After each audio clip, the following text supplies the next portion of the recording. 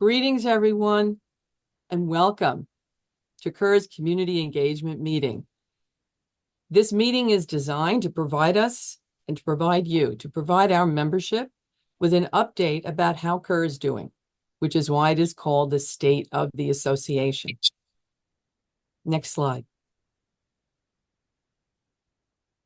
I am Maria Iaculo Bird. I am Kerr's current president, and I'm also Assistant Provost for Research at Pace University, and I am delighted to be joined today by Kerr board officers and panelists to present you with our update, our State of the Association. So I'm going to ask them to introduce themselves individually. James, could you go next? Yes. Yeah, thanks, Maria. My name is James LaPlante. I'm the president-elect of Kerr, and I also serve as the dean of the College of Humanities and Social Sciences at Valdosta State University, which is part of the University System of Georgia. And I'm also a professor of political science. Karen? Hi, I'm Karen Resendiz. I'm currently serving as Kerr Treasurer. I work at Westminster College as the Associate Dean in Academic Affairs and am a professor of biology. Bethany is not here yet, but I will say that Bethany Usher is our immediate past president, and she is provost at Radford University. And Lindsay? Everyone, Lindsay Curry. I have the privilege and honor as serving the executive officer at the council. Thank you. And as Assistant Provost of Research at Pace University, I'm also Professor of History. All right, so let's go to the next slide. So in framing this State of the Association, we have to consider it in the context of what we understand Kerr is about in terms of its mission and vision statement, and then in alignment with its strategic goals and core values, that we come together as members of Kerr to support and promote the high-quality mentored undergraduate research, scholarship, and creative inquiry, and that this is designed in the current vision statement to enrich and advance society. The leadership goals, the leadership in undergraduate research has really been the major driving force behind Kerr. We know that Kerr was founded originally in 1978 when a group of chemists came together, and Kerr was born in advocacy to go to the federal government and request federal funding for predominantly undergraduate institutions. So that leadership piece was there at the very beginning. And over the years, of course, Kerr has evolved to a much larger organization, taking in divisions, going across disciplines. And this strategic plan, 20 to 25, in addition to leadership in undergraduate research, also includes diversity, equity, inclusion, advocacy and partnerships, collaboration and community, and accountability and sustainability. The values of excellence, respect and integrity, and flexibility, responsiveness and innovation, as well as recognizing and valuing difference, of course, is also pervasive in the work that Kerr does. So as you listen to our presentation today, it's really in the framing of the mission, the vision, the goals, and the values that we should be thinking about how well Kerr is doing. What is really the state of the association? Next slide. So for highlights for 2024, and as we moved into 2025, surely advocacy has mattered more. It has always been significant, but we've never needed it more than in the current moment. And as part of this, we see increased engagement with our advocacy tools, as well as tool development, and increased engagement with partner organizations, the development of alliances and coalitions. Just to mention here, we were especially active. Kerr was especially active during the week of February 10th, when a message was sent to all Kerr members urging them to advocate, because advocacy is not something that just the national office does or elected leadership. It's something that we all are committed to doing on behalf of undergraduate research, and especially in an uncertain time when federal funding for research is under attack. During that same week, we did hold a plenary session at Grant Dialogues to provide an update on the federal funding landscape. And then we were especially proud that Kerr joined with nearly 50 other disciplinary and higher education associations in signing a coalition letter in support of scientific research.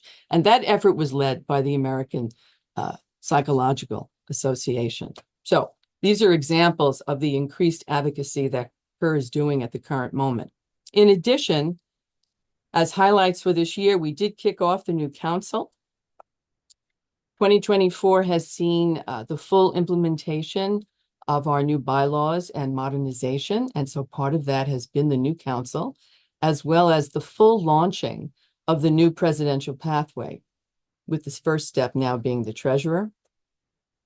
We also saw the release, the publication of Characteristics of Excellence in Undergraduate Research 2.0, which is a major contribution, building upon the work done before in 2011, 2012, to Kerr's thought leadership as a summary of best practices that support and sustain highly effective undergraduate research throughout colleges and universities. And it is a document that we can see already is being utilized really across new programmatic efforts, as well as accessed by our membership. We've also had record numbers of registrations, high engagement at our signature events, Connect UR, NCUR, and also our scholars transforming through research programs. There was an especially vibrant engagement last week. And I believe we had over 200 participants going on the Hill. And NCUR, of course, is taking place in April. And I believe we have over 4,000 registrants. And again, this is speaking to record numbers. And we will all be meeting in Pittsburgh. And then Connect UR is also doing exceptionally well, and we will be in Grand Rapids. Another part of this year has been to evaluate key, what we would call infrastructure relationships to ensure accountability and sustainability for Kerr. And part of this has been to clarify communication protocols, to enhance communication among board members, between the board and the executive committee, to enhance communication between the board and the new council, the council to the board, because communication is really key.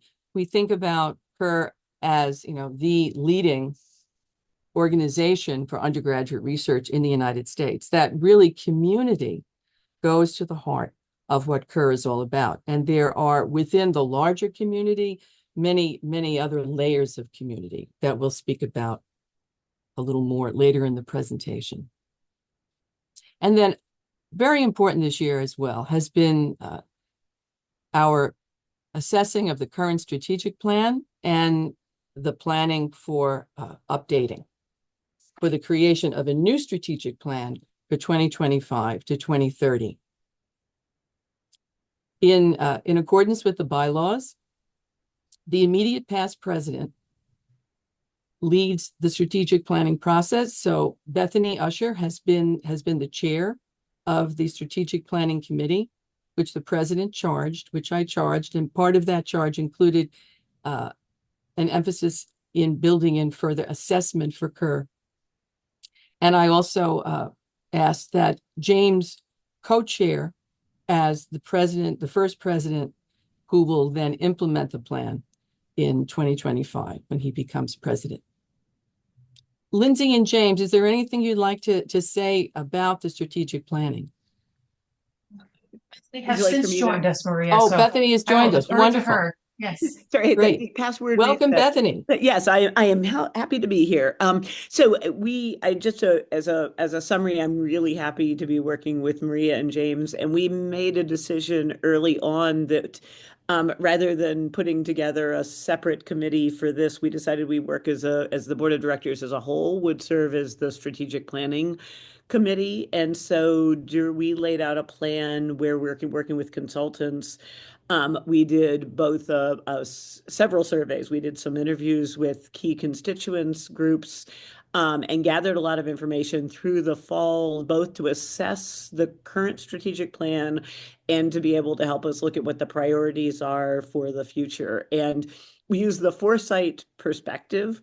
But as Maria's been alluding to, the scope of what we thought was going to be what we were looking at was not maybe wide enough for the scope of the kind of challenges we're facing now.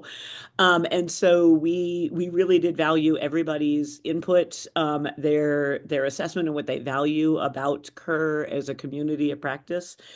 We put all that information together and we met last week in Washington, D.C. to be able to work on drafting the new strategic plan.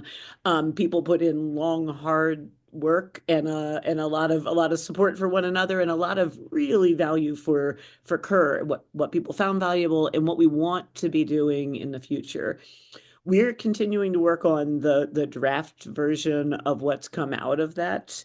We'll be working on it, and we'll share with the community some drafts. Our goal is to be able to come back and have the board finalize the strategic plan at the June meetings. So we've got a lot of good work. Everybody's input really made a difference, and we are trying to figure out how we are positioning her for the next 5 years. Thank you, Bethany. And we were also very happy that we did not commence this in the fall, that we really then, once we had collected the input from the community, that the board strategic planning took place in February, which was then after the presidential election, and then dealing with the uncertainties of this time to enable us to have that in mind. Yeah. Thank you. Next slide. So here we have our membership snapshot. And as you can see, looking quickly, we are in 48 states and have to do, I guess, some targeted outreach to Nevada and Wyoming in order to make it all 50. That Kerr remains at pretty much comparable levels. In terms of membership, total members, it's a little more than 14,000, and you can see there the breakdown: individual, institutional, affiliate, and system. Kerr is the leading organization for undergraduate research in the United States, and it also has significant international influence. We see that there are listed memberships in other countries. And I can say this to you from the heart as well, because last week I had the opportunity to travel to London. I was invited to represent Kerr at Posters in Parliament. And British Kerr recognized and said without me even needing to say it, how much Kerr has influenced, because we had Posters on the Hill, the creation of Posters in Parliament. And there's also now a European network for undergraduate research, and they are working on Posters in Parliament within the European Union, which is very exciting. And again, acknowledging the leadership of Kerr.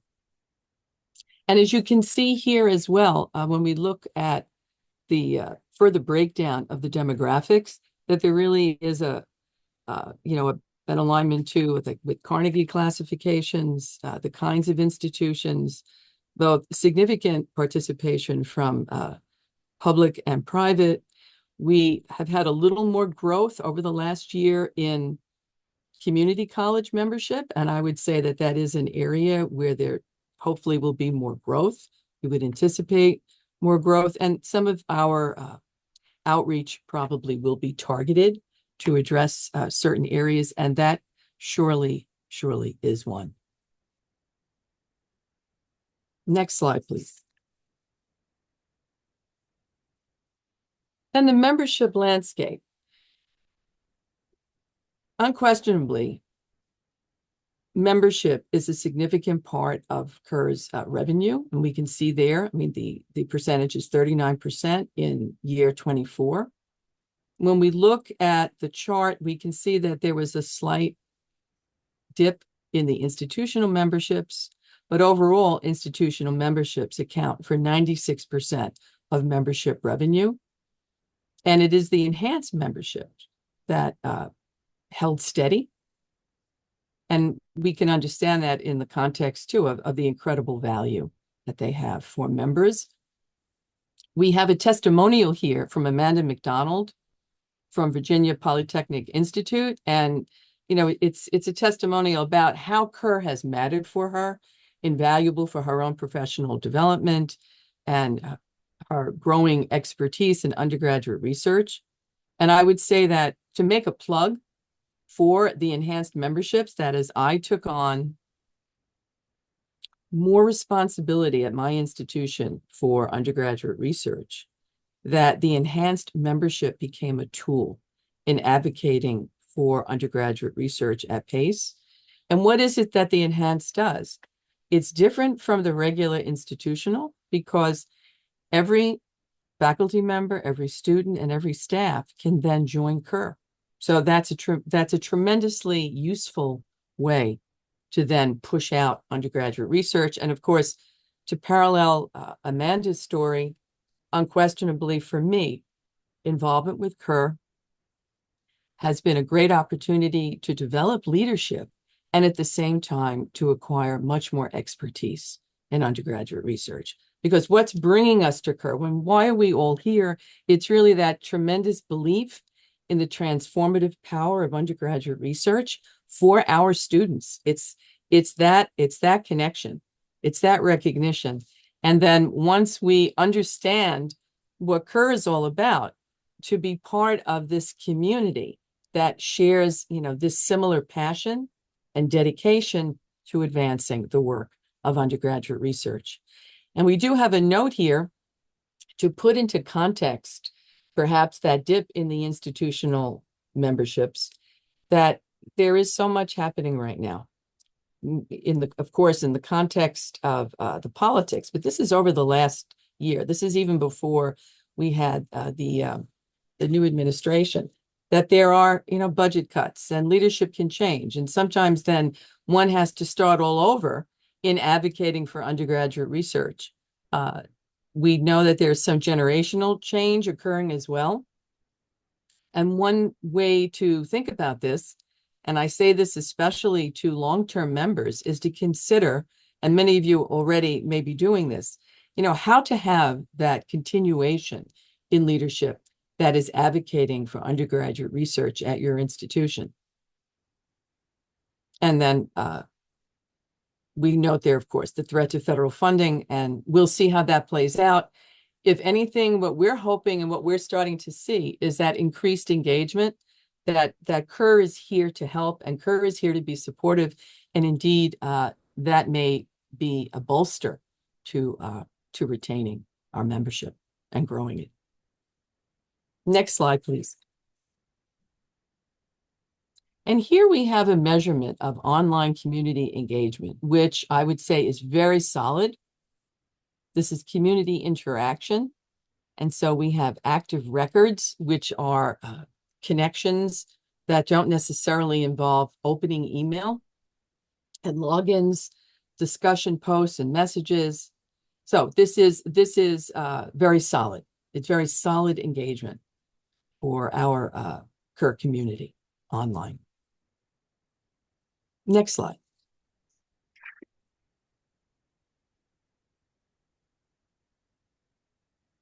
As the leading voice for undergraduate research, part of that leadership involves recognizing those who have excelled in undergraduate research.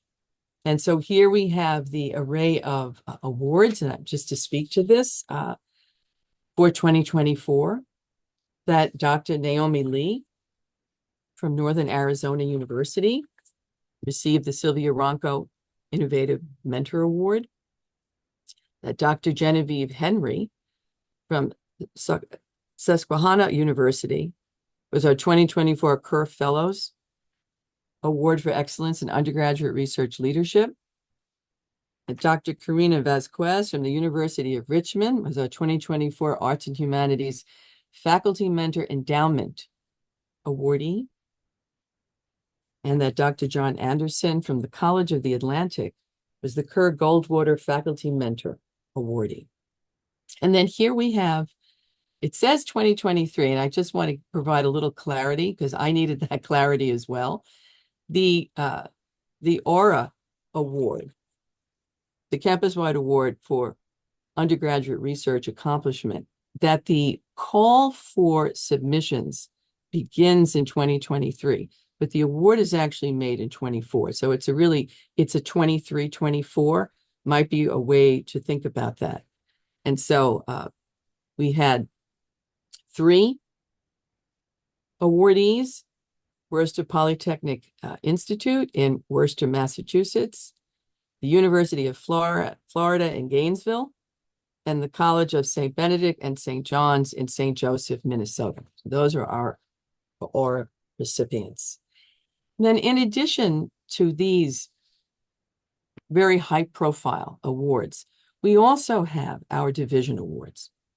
And what I've observed over time, I first came to Kerr in 2009, 2010. And then I became a counselor in arts and humanities in 2013.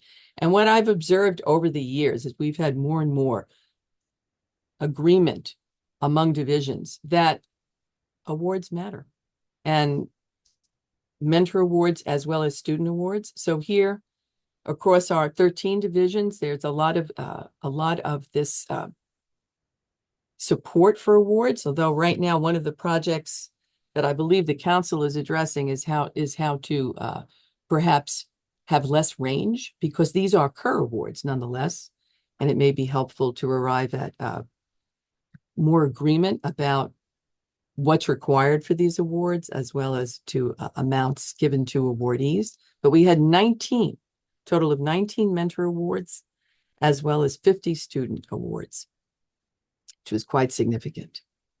And then also for Kerr's scholarly journal, SPUR, the Scholarship and Practice of Undergraduate Research, we had Best Article Honoree, which was in volume 7, issue 4, Claiming Space in the Academic Landscape, Negotiating Spatial Belonging in Undergraduate Research by Heather Hager, Natasha Ullman, and Roman Christians. And there was also an honorable mention in volume 7, issue 1, Building Research Skills Through an Undergraduate Research Project on Local Community by Propan Pratamashat and Rubana Muhabin. And then we also had peer review awardees: Christopher Barney, Hope College; Lance Barton, University of North Carolina at Charlotte; Erin Dolan, University of Texas at Austin; and Michael Louis, the University of Illinois at Urbana-Champaign. Next slide. So here we have a chart that illustrates our organizational structure, the modern organizational structure that many of you had seen before. But to make the point here that it was really in 2024 that we saw the full implementation of the new governance. And in laying this out, we can see the different pieces of governance that is responsible for setting the direction and the goals of the organization. And we have outlined here the board of directors, including the 4 offices, which is a total of 13 directors, the committees that are part of the governance structure, finance, as well as NLDC, and also, of course, including the counselor's role for the new councils, and then the division representatives. And this would be a moment to ask Bethany if you could speak briefly to NLDC, the Nominations, Leadership, and Development Committee. So NLDC, again, is led by the immediate past president, and our goal is really to set up the next leadership chain for the organization.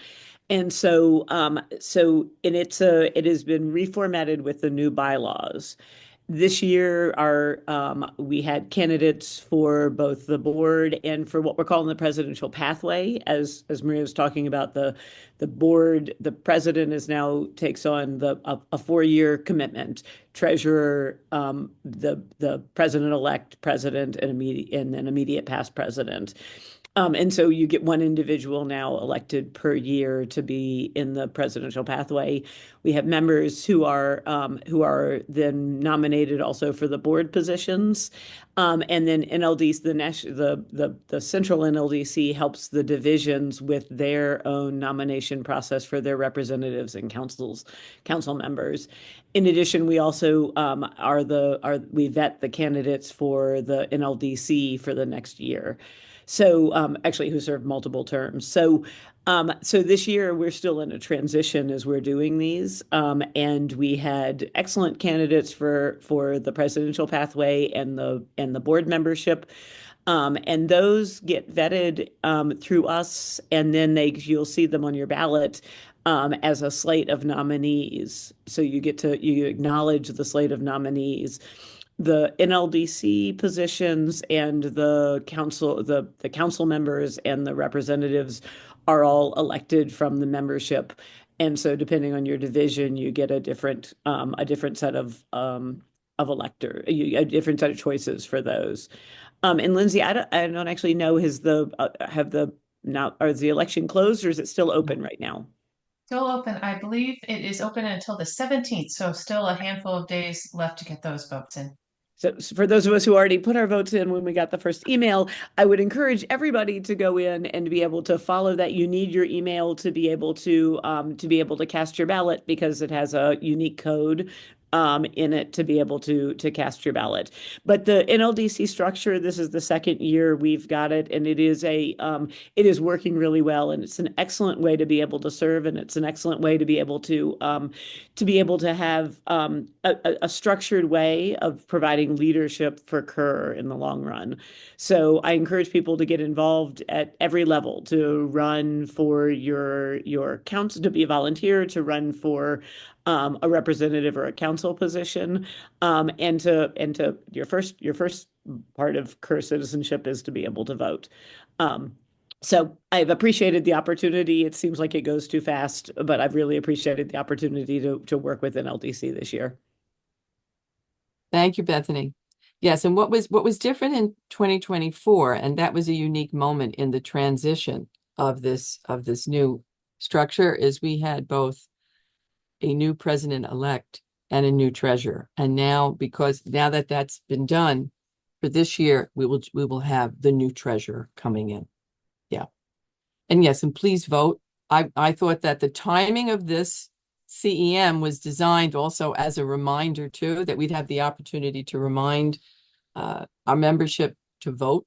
And I would also say that, especially to elected leadership who have experienced governance, that they are our best ambassadors for bringing other people in, because we are very committed as part of this NLDC process to be developing a strong pipeline of leaders to serve the mission and vision of Kerr.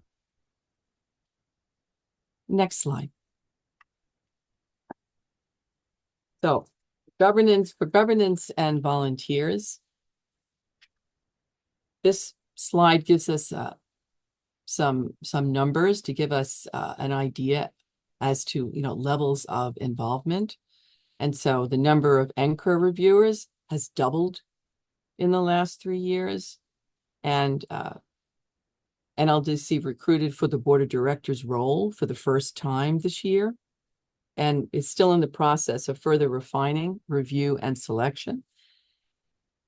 The council was established. We've mentioned this, and I'm going to ask James if he would like to speak to the council because it is the president-elect who chairs the council. It met 3 times and has had an important role in serving as a focus group for strategic planning. James? Yeah, Maria, thank you. So, I've enjoyed as president-elect being part of the launch of this new structure in our governance. As you can see, kind of on the center right on the slide, that we have 25 members of the council. So we have 2 members from each of our divisions across Kerr, and we had 2 meetings in the fall semester and then a meeting in January. Our 4th and final meeting for the academic year is coming up, I believe, in about a week and a half. It's latter part of next week. But it's been beneficial, I think, primarily to launch the council and talk about communication pathways in Kerr, right? So how is communication flowing from the board and the executive committee to our divisions? And then we might even argue, more importantly, how is information flowing from the divisions up through the council to the executive committee and to the board? So we are aware of, and I think attuned to, issues that are of importance to the division. Also themes, right? What are various themes that are resonating across the different divisions or different topics that need to be addressed? And so it was helpful at our 2nd meeting in the fall to have the council serve as one of the focus groups for the strategic planning process. As Maria just mentioned, I think a lot of great feedback came out of that. And then my colleague Karen, who will be chairing the council next year as president-elect, I think had a really great idea at the beginning of this year when we were chatting about, how can we use the council as thought leaders, right? And so on the previous slide, we talked about this new governance structure, this modern governance structure being future focused. And I think the council can play a very important role in that, in terms of being future focused, especially under Karen's leadership next year. And then finally, we've been chatting about how can we involve the council with our divisions on a theme of importance, say, in the upcoming year. So if we talk about being future focused, the challenges and opportunities with AI, or the challenges and opportunities with online education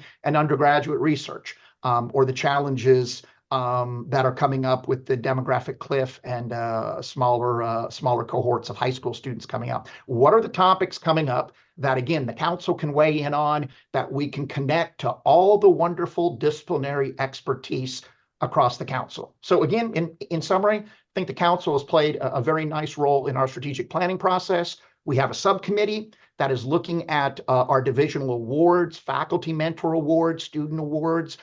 How might we seek some standardization in those timelines, maybe help improve our processes and procedures for that? So I think it's been a good year of topics that we've been able to chew on, but there's good work that the council, I know, will continue to do next year and well into the future. Thank you, James. And the council has really offered, in the context of the new bylaws and the modernization structure, it's another opportunity to be cultivating leadership for Kerr. Yeah, another to provide even greater access to these opportunities. And then I also want to note that the volunteer year shifted to start June 1st in 2024.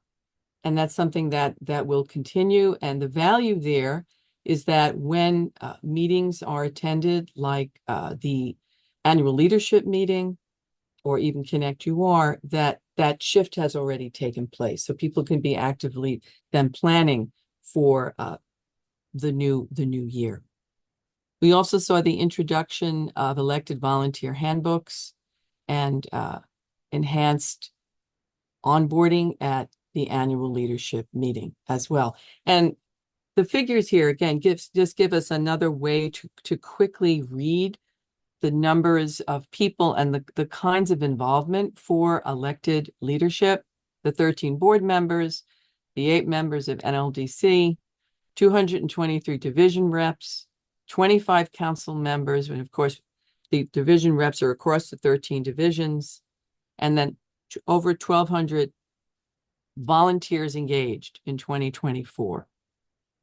Now, the other list, they're a little small to see, but that's a list there of all our committees and task force and working groups. And I want to speak to two, especially the prototype working group. It's the leadership development prototype working group has proposed a leadership competency model to further support the development of a leadership pipeline for NLDC.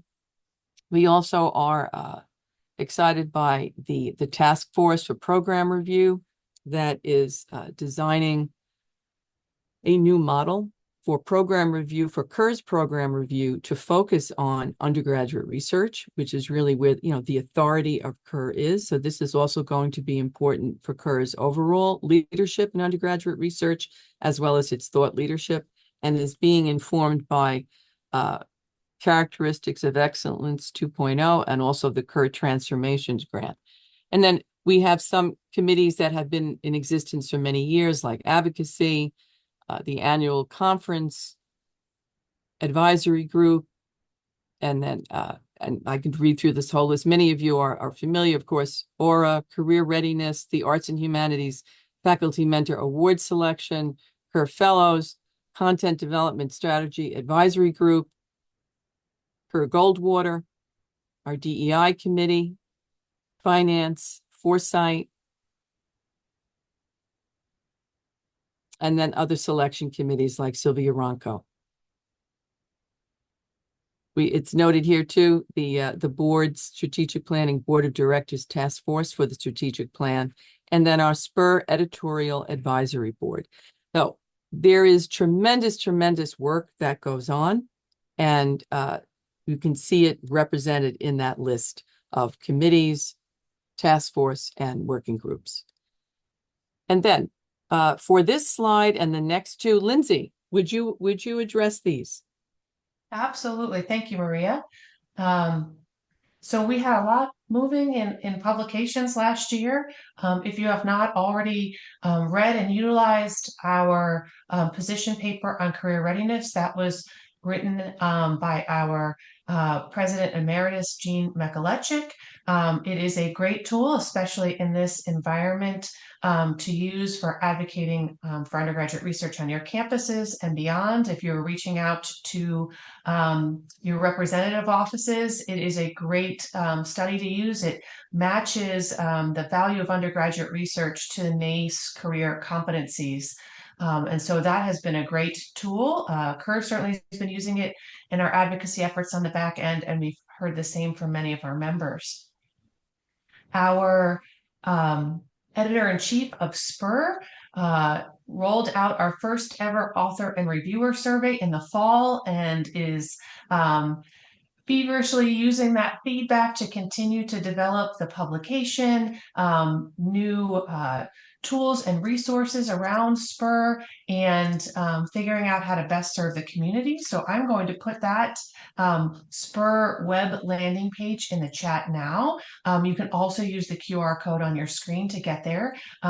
It'll be some great reading, and it is really one of the highlights of the work that KER does for our members, is putting out those great models and samples of peer-reviewed excellence in undergraduate research. As Maria alluded to earlier, we also released a new edition of the Characteristics of Excellence in Undergraduate Research. There was a fabulous task force of a previous editor and some of our exceptional thought leaders that came together to ensure that the characteristics for undergraduate research were accessible to as many campus types as we try and serve as the organization, that we were embedding broader participation mindset throughout all of the values, and that they were up to date. The last version had come out approximately 12 years ago. And so in addition to that, they created a great assessment toolkit. All of our members have access to that. And there's a landing page as well if you use that QR code, but I will also put that landing page in the chat. And coming up in the next couple of months, we are going to be expanding the web landing pages around characteristics of excellence to be mapping the Kerr content we have to each of those characteristics. So if there are things you are looking to further learn about, have models and samples, and grow your programs, you can focus by certain characteristics. So that is coming in the next year. And then Maria was just celebrating our fabulous volunteers. We do have a group this year. It's our content review committee who is reviewing all of our publications and content. Kerr has been a great publisher of content for more than the last 20 years. And we want to make sure that that content stays relevant, that it's delivered in the platforms that make the most sense to our members and is useful to you. So they are evaluating all of that content and making recommendations for further development as we move forward. Pam, if you could go to the next slide, please. Supporting our publications and really quite integrated often with our content that's publishing are our education and programs. And so last year, as you can see from this graphic, there was a lot of ways to engage in both virtual and in-person conferences at Kerr. And Maria got to share some of the great numbers earlier today about the STAR advocacy engagement. And so just last week, as she mentioned, we had 200 faculty and student participants here in DC advocating on the Hill. STAR is in its third year. This has been its largest class yet, where it's a multi-month prep program that talks about advocacy in a multitude of ways. So it's not just at the federal level, but how are you advocating on your campus, in your local community, tools and resources to be advocates. And so it is great to have 200 more folks trained in that area out talking about undergraduate research, especially in this environment.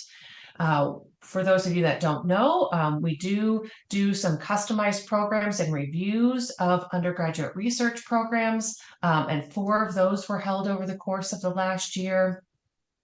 As Maria mentioned, NCUR was in Long Beach last year. This is the first time that NCUR is actually so large. We are hosting it at centers instead of directly on campuses, but we are partnering with local campuses in the community. So last year we were at the Long Beach Convention Center and partnered with some local campuses there. We had a large showing of more than 4,000, and in just a handful of weeks, we will be in Pittsburgh, where we're partnering with the PSHE, which is the Pittsburgh Council on Higher Education, and Duquesne University to welcome, I anticipate close to 4,300 mentors and students to the Pittsburgh Convention Center.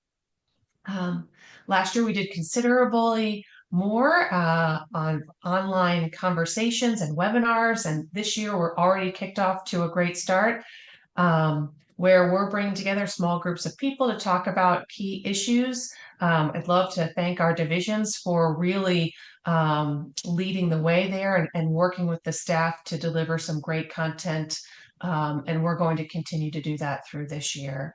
And then we hosted Connect UR and Grant Dialogues virtually, and then Connect UR also in person.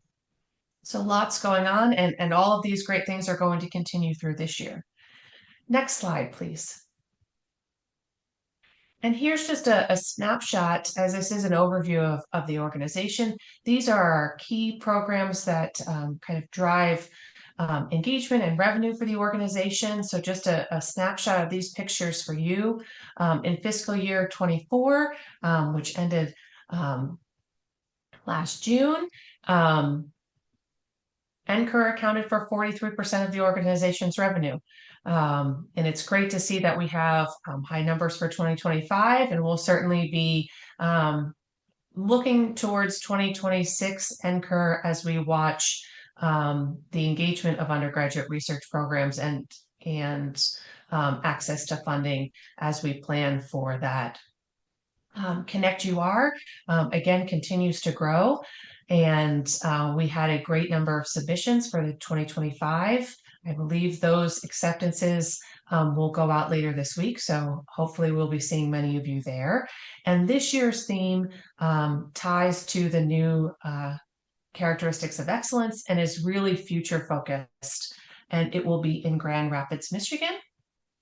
Our STAR program is top of mind, I think, for many of us because it's so recent, but also the importance of advocacy. So it gives a little bit of a highlight here, how many teams we had. So 22 teams, 56 undergraduate researchers, 22 institutions, all growth over previous years. And we continue to tweak that program. Every year we get feedback from the community about where they'd like to further develop their advocacy skills, what resources they need, who they're looking to reach out to. And so each year that program continues to develop and grow. And then grant dialogues. The timing of that this year certainly was interesting with freezes and funding cuts and all sorts of things, but it was really an important place for the community to come together. Thank you to Maria and our partner at Bose Public Affairs Group, who came to give a state of what we think we know about what we know, because it is constantly changing. But it did provide a great place for people to come together, talk about what they've heard, and continue to recognize that even submitting grants applications is a way to be advocating for the need for undergraduate research and funding. And so we're certainly watching what is happening for how we determine 2026 will be formatted. And I will pass it back to you, Maria, and the next slide. Thank you, Lindsay. And I'm going to ask Karen to speak to the financial update. Thank you, Maria. As Maria noted earlier, I'm the first individual to step into the presidential line starting in the position as Kerr Treasurer, and I really have been over this past year reaping the benefits of being in that position.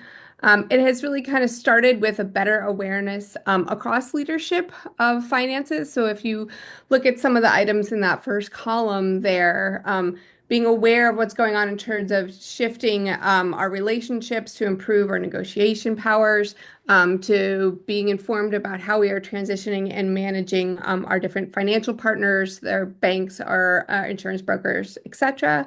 But really what it comes down to is by being in this position, it really allows for better strategic financial thinking for the board in general. And so some of the ways that we have done that is to pre-record some of the information that the board needs to see about finances and then letting them watch it and absorb that information so that when the board talks about finances, we have the opportunity to really have an informed conversation about what we are doing. Updating our financial dashboards have also allowed us to better visualize the pieces of the budget that aren't maybe fully recognized yet, but are going to impact where we are. And so I would say that really what having someone in this position allows us to do is really bring some strategic level thinking around finances and resources to the level of the board. And we've been doing that within the board finance committee as well, looking at different ways to analyze new opportunities and new positions around the financial and resource aspect and presenting that information to the board. And that's been really helpful as we strategic plan as well. All that being said, we are financially in a really good position looking forward. Our 23-24 year in review highlights a couple of things in the second and third column. So we are showing healthy progress or positioning around positive changes in our net assets. Our audits this year were completely clean, and our investments are really strategically positioned, knowing that 2025 is going to be volatile. And we've worked with our investment advisors to really position Kerr to be ready for any kind of changes that may happen as we continue to see them day to day. And I just kind of want to wrap by saying I've really appreciated what I have learned in this position and what it's going to bring to me as I step into the next role in the presidential line. Thank you, Karen. And what I understand as well is you have felt well supported too, as you've been learning quite a bit. Yes, both from our past treasurer and from the national office. It's just a strong support system to make sure that I have the resources and information that I need to make the right decisions. Great, So, thank you. can I give a shout out to Pam? And advocacy. I had started to speak about this earlier, and that KER is continuing to demonstrate its leadership in speaking on behalf of research and undergraduate research. And we have been developing relationships with associations, other organizations, and key stakeholders. And this is continuing, of course, and if anything, will grow in the current uncertain climate. To say to our membership that your engagement and advocacy matters, and it's never mattered more. And so please be reaching out to your congressional offices. We had sent this information out the week of February 10th to contact locally within your state, because the federal offices had been so overwhelmed, to please share your concerns with KER and your experiences. And we have the link here. And to make good use of KER's advocacy resources, that these tools, have been developed for our membership to utilize. Next slide.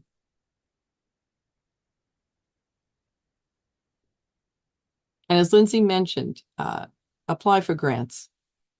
It really is an act of advocacy, because with all the uncertainty and confusion, I mean, some of it is really designed, I think, to discourage applications.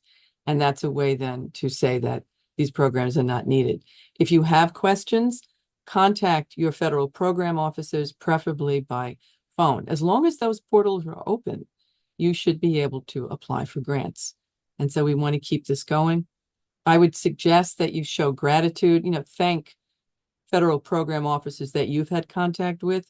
And I would also extend that to the private sector as well if you have grants from foundations. And it's important to always be sharing our great stories. I mean, how the funding has impacted you and your students and your campus, and share your stories and data. And then be thinking about alliances. I'm sure that you're involved, many of you are involved with your disciplinary and professional organizations. And this is the time to reach out to new ones and be reaching out to neighboring institutions, because there's strength in numbers. And in creating these coalitions, we can only help each other in supporting and advocating for research. It will amplify what we can do. And so this statement is from the letter that I had sent to the community, that really the future of research is at stake. We need to stand together and make ourselves heard. And KER is here. KER is here to support its members through this time of uncertainty. The KER Member Forum is there for you to raise questions, ask questions, and it should be a safe space for us all. So I encourage you to use it. Next slide. And additional ways to engage. So here, the elections close. Our current elections close March 18th. Please vote if you have not yet.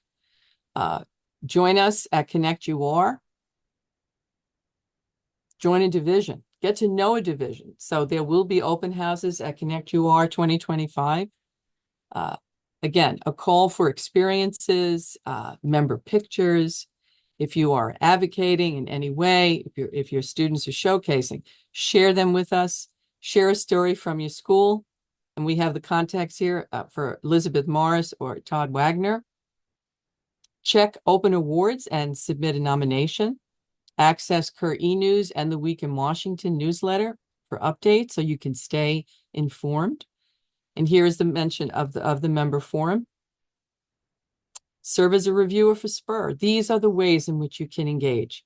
Check our volunteer page for open announcements. And of course, apply to serve in KER elected leaderships, and nominations will open this summer. Next slide. And we're also announcing new learning opportunities through our KER conversations throughout the year. And here is a whole list. I will not read this, but this is here for you to reference. These are getting started with a webinar, Enhancing Undergraduate Success with Characteristics of Excellence, social media, author insights, and so on. And we will have the Kerr Award celebration on June 10th. Next slide. So, to say that we are thankful that you are part of Kerr goes again to the heart of the community that Kerr is for all of us, dedicated to undergraduate research. And I also want to take the moment here, we have to give me an extra minute or two to acknowledge the outstanding leadership of Lindsay Curry. She has both a longstanding dedication to undergraduate research, as well as expertise as an association executive, which brings significant benefit to Kerr. I'd also like to acknowledge the work of the National Office, the team, Pam Dodge, Natalie Jones, Elizabeth Morris, Meredith Rector, Tom Wagner, Heather Wakefield, Jody Wilson, and Luke Zimmer, who are part of the dynamic and seasoned team that Lindsay leads and are so important in the operations, the successful operations of Kerr, and to acknowledge the leadership also of our board of directors. Lance Barton, Beth Cunningham, Winnie Dong, Lourdes Estrayan, Sean Fox, Eric Hall, Kelly Mack, and of course, our executive board, executive officers who are here with us today, and to acknowledge the extraordinary leadership that they demonstrate, as well as the leadership of our divisions, of our committees, of our working groups, of our task force, and all our volunteers. We are so thankful for the work that you are doing to support and advance undergraduate research.